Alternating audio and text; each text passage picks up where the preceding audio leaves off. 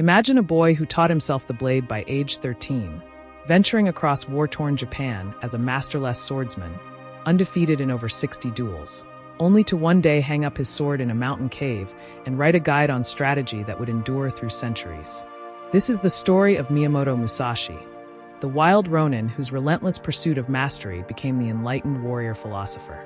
Today, we journey through his evolution, from fierce duelist to revered strategist and artist. Welcome to The Unfolding Journey, the channel dedicated to exploring remarkable lives of transformation. Here, we dive into legends who transcended their origins to reshape history and hearts. If paths of courage, wisdom, and reinvention inspire you, you're in the right place. Miyamoto Musashi was born into a violent and uncertain time in Japanese history. Feudal lords waged endless battles, and power was up for grabs. Amid this chaos, Musashi's childhood was anything but normal. From a young age, he was trained in the ways of war, and his instincts were honed not in classrooms but on battlegrounds. At just 13 years old, Musashi entered his first duel against a seasoned samurai. Armed with a wooden sword and a fearless heart, he won. This wasn't just a victory, it was the ignition of a legend. But this triumph was only the beginning of a much deeper journey. Musashi made a radical decision: he would never serve a master. In a world obsessed with loyalty and hierarchy, he chose the path of the Ronin, a masterless samurai. This was a lonely, dangerous road. But for Musashi, it was the only one worth walking. He wandered Japan, seeking out the most skilled warriors, challenging them and winning. Over 60 duels, some of them against multiple opponents, ended in his favor. His fighting style was not just effective, it was revolutionary. He developed a two-sword technique called Nitten Ichiryu, or two heavens, one style, which allowed him to wield both a katana and a short sword simultaneously. This unorthodox style gave him a massive tactical advantage and demonstrated his flair for innovation in battle. But even as his legend grew, something within him began to shift. In 1612, Musashi faced his greatest rival, Sasaki Kojiro, a samurai known for his deadly technique and arrogance. The two agreed to duel on a remote island. Musashi arrived late, intentionally disarming his opponent's focus.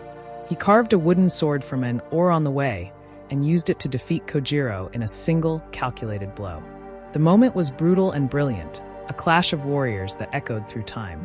Yet, after this duel, Musashi's relationship with violence began to change. He started to question the very path that had defined him.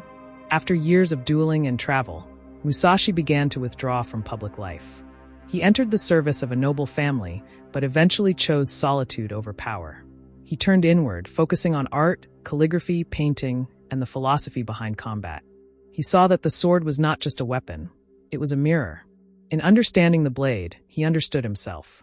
His identity as a warrior started to evolve. Musashi began to see martial arts not just as a means of victory, but as a way of life. One that demanded emotional discipline, spiritual awareness, and mental clarity. In the final years of his life, Musashi secluded himself in a cave and wrote what would become his most enduring legacy, the Book of Five Rings. This wasn't just a book about swordsmanship. It was a philosophical manual on strategy, perception, timing, and mindset, lessons that transcended combat. He divided the book into 5 elements: earth, stability, foundation, grounding in reality; water, adaptability and flow in all situations; fire, aggression, speed, and decisive action; wind, understanding others' strategies; void, the realm of intuition, creativity, and the unseen. Musashi's wisdom was profound, especially in the final book, Void, where he spoke of understanding things without knowing them intellectually. It was a call to live with clarity, without clinging to fear or ego.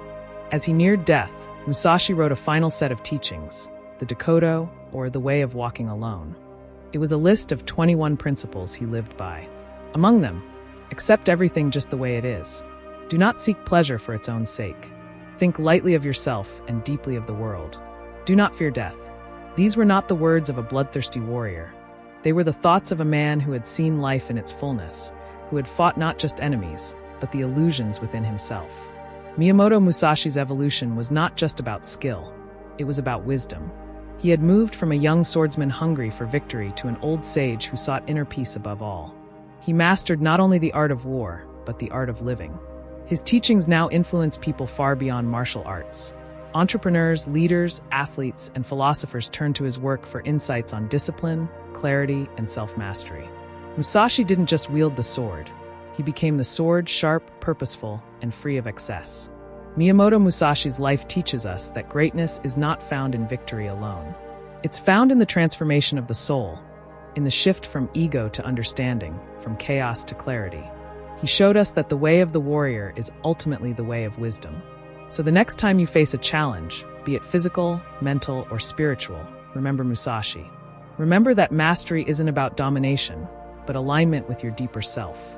If this story of evolution, discipline, and timeless wisdom resonated with you, don't just move on. Subscribe to The Unfolding Journey, where we dive into the lives of extraordinary individuals who changed not just their world, but ours.